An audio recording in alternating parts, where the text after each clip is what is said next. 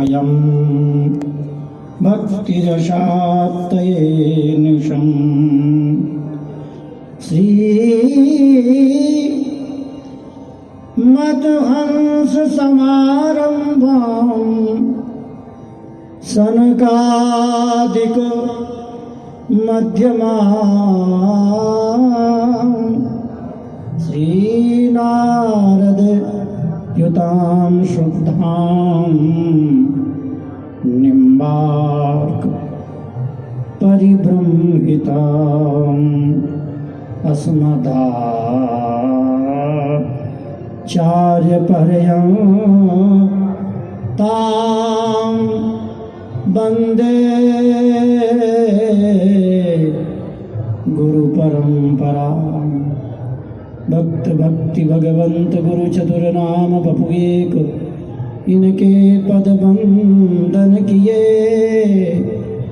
नाशत विघ्न अनेक।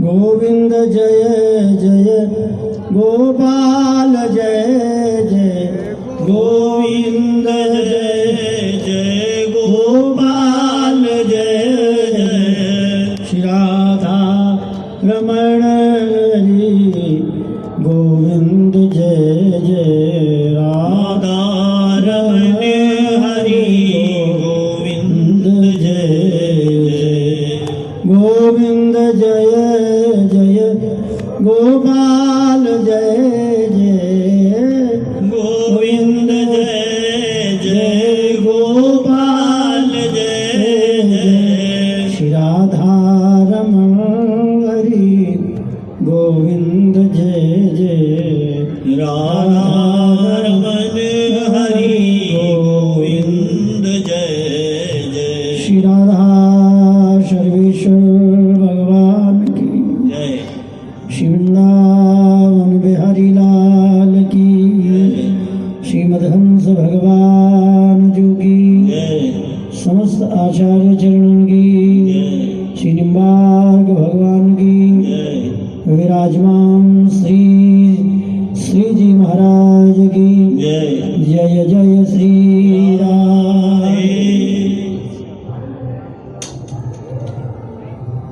विराजमान श्रीमन नित्य निकुंज बिहारी बिहारिन श्री श्री राधा सर्वेश्वर प्रभु श्री रंग देवी की सखी के अवतार ऐश्वर्य में श्री सुदर्शन चक्रावतार श्री निम्बार्काचार्य जी महाराज और जिन्हें हम लोग श्री श्री जी के नाम से पुकारते हैं,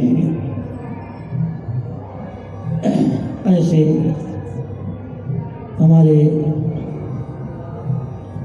पूर्व में जो श्री श्री जी महाराज थे, वर्तमान के पहले महाराज, ऐसे निवृत्त निकुंज में विराजमान श्री प्रिया प्रीतम के चरणों में श्री रंग देवी जी सखी के अनुगत में विराजमान श्री श्री जी महाराज, वर्तमान विराजमान श्री श्री श्री जी महाराज,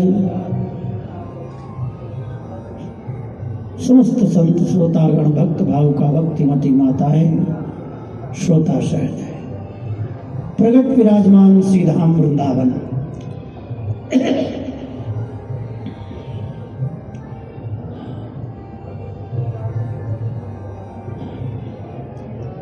श्री भक्तमाल ग्रंथ में श्री निम्बार्काचार्य के विषय में एक बात कहा है, चारों संप्रदायों का नाम स्मरण करने पर कलयुग के पहले चार संप्रदाय के चार मूल आचार्य थे। श्री ब्रह्म रुद्र सनका चत्वारा संप्रदायका कलौ खलु भविष्यन्ति नारायण परायणा। श्री ब्रह्म, श्री माने श्री जी। अब श्री जी तात्पर्य से श्री लक्ष्मी जी, श्री जानकी जी, स्वामिनी करुणामयी श्री राधा रानी जी, इन सब का नाम एक साथ आ जाता है। सिद्धांत सर्वदेशीय होता है। महाराज देखो, सिद्धांत सर्वदेशीय होता है जब हम लोग व्यास मंच पर सर्वदेशीय भाषा का प्रयोग करते हैं। वहाँ ईश्वरेति परमात्मेति ब्रह्मेति इति शब्दयते सत्संग प्रवचन और सर्वदेशीय भाषा में उस परम तत्व को ही निरूपित किया जाता है जिसे हम ईश्वर कहते हैं, जिसे ब्रह्म कहते हैं, जिसे परमात्मा कहते हैं, जिसे भगवान कहते हैं। सर्वदेशीय भाषा में हमारे भगवत सिख जी ने बात कहा, श्री संयोजक जी ने एक बात कही, रसमयी कथा।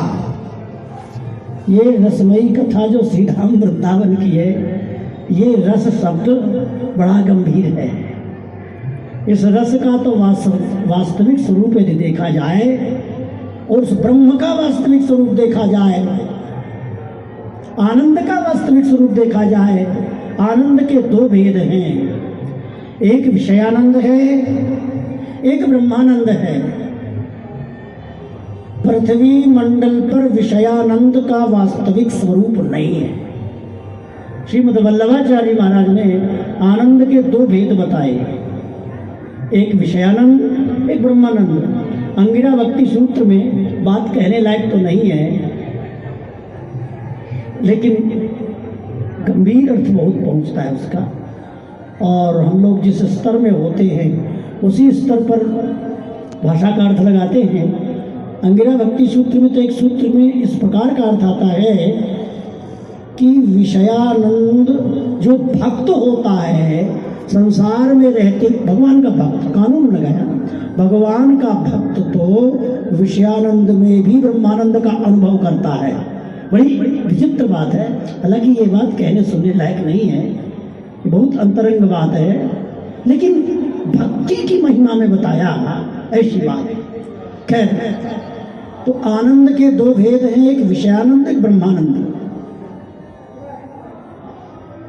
पृथ्वी मंडल पर विषयानंद नहीं है, विषयानंद का आभास मात्र है। जैसे प्रकाश सड़क पर है और यहाँ प्रकाश का आभास मंच में है, उस प्रकाश के से ये आभासित है मंच, वो प्रकाशित है, उस प्रकाश से ये मंच प्रकाशित है, लेकिन वास्तव में प्रकाश यहाँ नहीं है। प्रकाश तो मंच के बाहर है, प्रकाश का आभास मंच तक है। इसी प्रकार विषयानंद का आभास मात्र पृथ्वी मंडल में है, वास्तविक विषयानंद तो स्वर्ग लोक में इंद्र देवता के पास है। और महाराज राधा सुधारी देवी तो यहाँ तक कह दिया, अरे यार स्वर्ग की चर्चा क्यों करते हो, अरे मुक्ति की चर्चा करते हो, नरक कोटि भी बहुत सया, मुक्ति की चर्चा, स्वर्ग की चर्चा तो करोड़ों नरकों के समान है, छोड़ो इस विषय पर चर्चा ही नहीं करना। तो भक्तों को ये विषयानंद नहीं चाहिए, स्वर्गलोक नहीं चाहिए। ननाक पृष्ठम न च पारमेष्ठम न सार्वभौमं न रसाधिपत्यम न योग सिद्धिर पुनर्भवं वा समंजसत्वा विरहि आकांक्ष। तो हालांकि बात यह है, वास्तविकता से समझा जाए तो हम लोग पृथ्वी मंडल के वैभव से इतना प्रभावित हो जाते हैं, स्वर्ग का वैभव भी आंखों से देखा नहीं, एक दिखाई दे किसी को प्रत्यक्ष में तो सब भूल जाता है। तो यहाँ केवल विषयानंद का आभास है अब रह गया ब्रह्मानंद। वास्तविक विषयानंद स्वर्गलोक में है, इसी प्रकार ब्रह्मानंद का असली रूप उदाहरण के लिए समझा जाए कि भाई वास्तविक ब्रह्मानंद का कोई उदाहरण है क्या? श्री वल्लभाचार्य से किसी ने पूछा, महाराज विषयानंद का कोई उदाहरण हो तो बताओ।